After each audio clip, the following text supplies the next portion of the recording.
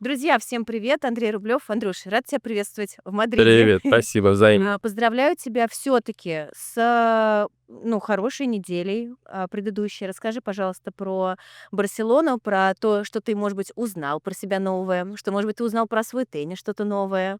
Какие у тебя ощущения от своего тенниса в Барселоне?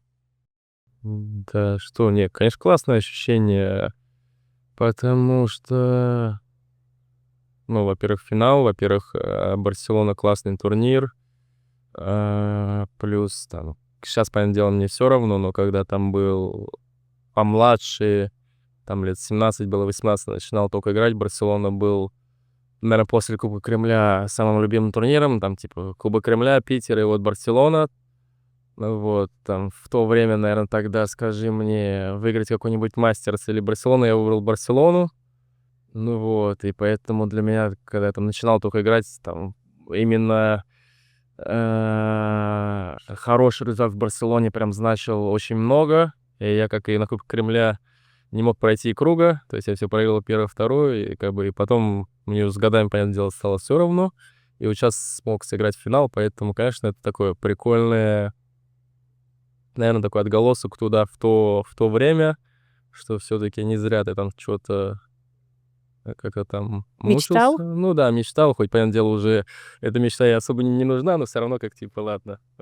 Тому Андрею, да? Держи эту корочку, тому еще может пригодиться, то есть как бы мне уже не, а тому еще может все таки пригодиться, вот. Поэтому да, в любом случае классный опыт, который будет со мной. Вот, вот что насчет себя, игры, да, узнал, особенно после финала много чего узнал, но это У себя да, да. останется. Ну, было прикольно, потому что до хрена чего узнал. Вообще сложный был такой турнир, многие матчи там не просто для тебя складывались. Расскажи немножко про финал, пожалуйста. Артур, понятно, набрал сейчас невероятную форму, он очень круто играет.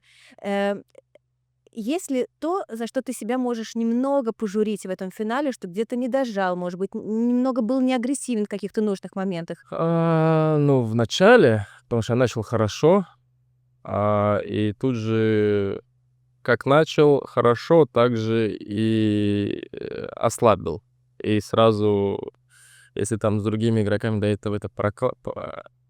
прокатывало, да, когда ты там, допустим, чуть добавил, повел, и как бы даже можешь чуть, сбавить, и все равно держишь это расстояние, то как бы с Артуром нет. Надо было как начинать, так и фигачить.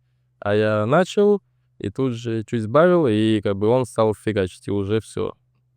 Я бегал, мячики собирал, вот. И во втором сете уже стал пытаться с самого начала и до конца просто играть на полную. Вообще, что есть, неважно какой счет, даже если я проигрываю в сухую, даже если что, пусть тогда, типа, он сам вот меня обыграет в сухую. Но, типа, я не буду просто там наотмашь какие-то мячи бить, либо бездумно, либо еще как-то буду просто вот играть розыгрыш за розыгрышем на максимуме. И в итоге, да, все равно получалось проигрывать, но благодаря этому там, потому что не сбавлял, продолжал.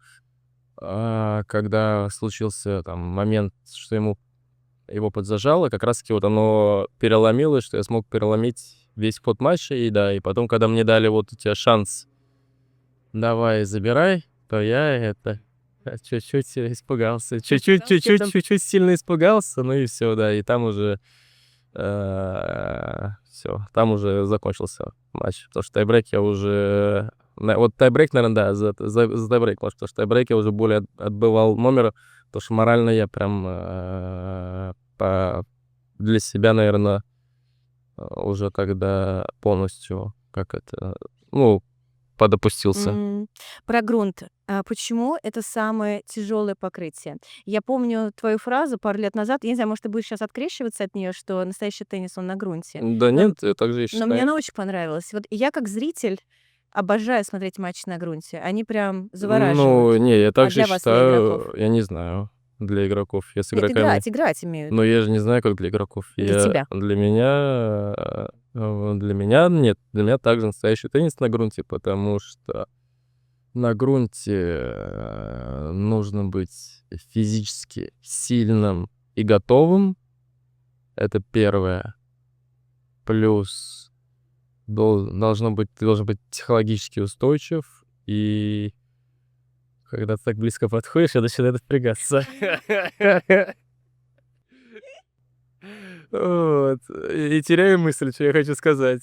Нужно Ну, быть сильным и вот, да, устойчивым. устойчивым. И очень играет роль тактика. Как ты играешь, куда ты играешь, как ты защищаешься, как ты начинаешь розыгрыш, как ты... То есть здесь не просто долбежка не работает, а на других покрытиях можно быть физически не таким сильным, точнее, не то, что не сильным, а не готовым. Ты можешь быть там не таким выносливым, ты можешь особо не париться о тактике, ты можешь там в 2 удара играть, попал, не попал. Иногда, ударив в центр корта с нормальной силой, это больше чем достаточно, чтобы выиграть очко.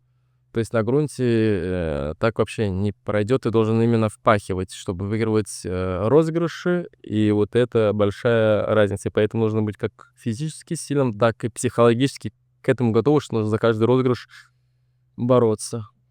Андрей, спасибо тебе большое. Спасибо. Удачи тебе в Мадриде эту неделю. Спасибо Друзья, взаимно. Андрей Рублев.